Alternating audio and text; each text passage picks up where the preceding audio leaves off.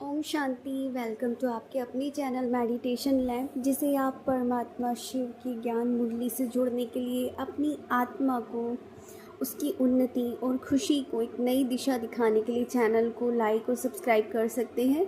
अभी अव्यक्त मुरली सीरीज़ चल रही है, जिसमें हम 1972 की मुरलीज़ को स्टडी कर रहे हैं।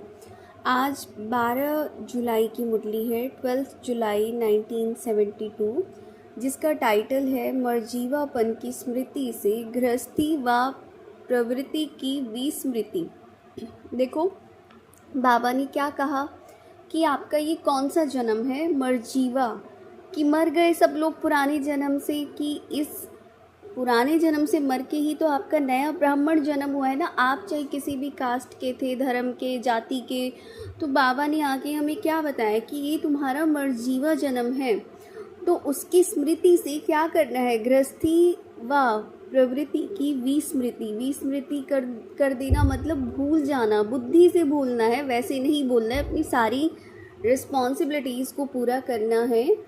तो यहाँ पर ये जो किसके लिए, अधर कुमारों की भट्टी थी, तो उस भट्टी में सबको बाबा ने यही क्या टाइटल दिया, मर्जीवापन का, कि उसकी स्मृति से विस्मृत कर दो सब कुछ, कि अब तो तुम्हारा नया जन्म हो गया, तुम गृहस्थी थोड़ी ना हो, तुम भी तो कुमार हो। तो बाबा यही बोलते हैं कि एक तरीके से अपने आप को क्या समझ के अपनी जिम्मेदारियां निभानी है, ट्रस्टी समझना है, तुम्हें अपने आप को ट्रस्टी समझना है। देखो क्या है कि अभी सोच के देखो कि दिन प्रतिदिन वायुमंडल बिगड़ने वाला है ना कि सुधरने वाला। ये बाबा के शब्द हैं, ना कि मेरे।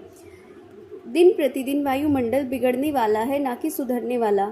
तो जैसे कमल पुष्प कीचड़ में रहते हुए न्यारा रहता है, तो अति तमो प्रधान और अति तमोगुणी वायुमंडल में होते हुए भी अपनी स्थिति को क्या करना है, सतो प्रधान करना है।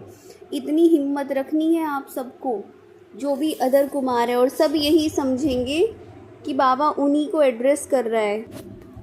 क्योंकि देखो, अगर आप ट्रस्टी होकर कोई भी कर्म करते हो तो ट्रस्टीपन के अंदर क्या होता है, मेरापन नहीं होता है। तो क्या अपनी बुद्धि में रखना है कि ये ईश्वरीय आत्माएं हैं, ना कि मेरे बच्चे। भले किसी के छोटे छोटे बच्चे हों, तो क्या बाप दादा ने छोटे बच्चों की पालना नहीं की क्या? बाबा पूछ रहे हैं ऐसे। बाबा ने तो सबकी पालना करी है, या फिर किसी न किसी को निमित्त बना दिया है उस पालना के लिए। तो चाहे छोटे हो या बड़े हो, कोई भी हो, कोई ना कोई उन आत्माओं के प्रति निमित्त बनेगा। और ईश्वरीय सेवा के बाबा ने तो ये तक कहा कि इन आत्माओं को ईश्वरीय सेवा के योग्य बना करके इसमें लगा देना, किसमें, ज्ञान में।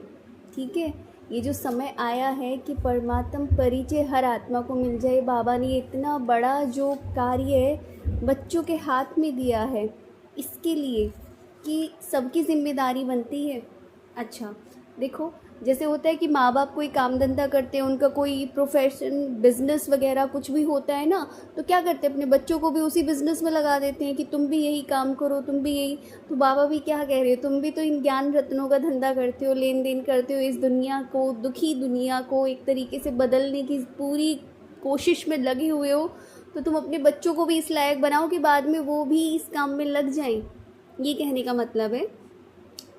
और एक इम्पॉर्टेंट पॉइंट है कि यादगार बनने के लिए याद में रहकर कर्म करो।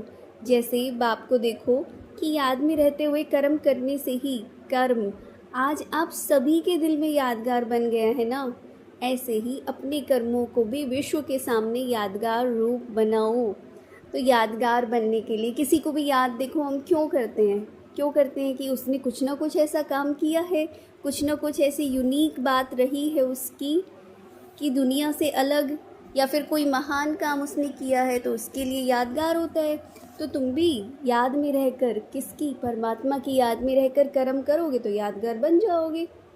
आपके कर्मों को भी विश्व याद करेगा। क्यों? क्योंकि आप तो सकाश देने वाले हैं, फरिश्ते हैं, इस दुनिया में सुख की, शांति की वाइब्रेशंस को फैलाने वाले हैं। तो एक एक योगी आत्मा, आप भले कहीं पर भी बैठे हैं, लेकिन आपके द्वारा जो वाइब्रेशंस इमिट हो रहे हैं, एक तरीके से निकल रहे हैं, वो पूरे के पूरे वर्ल्ड के आत्माओं को जा रहे हैं।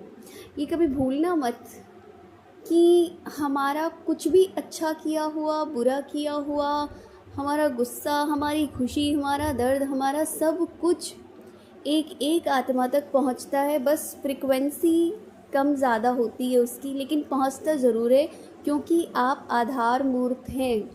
और इस भी तरीके से ना समझो तो देखो, हम सब हैं पूर्वज आत्माएं, सबसे पहले इस धरती पर आने वाले।